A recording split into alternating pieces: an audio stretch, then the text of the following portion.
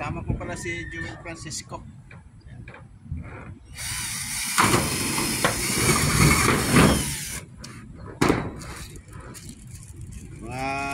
Sira na kasi yung alulod mo ito, bulok na eh. Kaya pinalitan namin. Dahil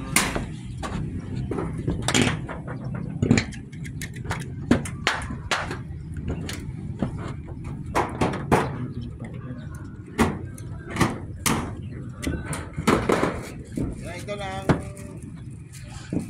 Maraming salamat nga pala sa mga suportan nyo sa aking mga vlog at maraming salamat talaga sa inyo lahat mga idol natin dyan. Sana tuloy-tuloy yung support nyo sa aking mga vlog idol at maraming salamat.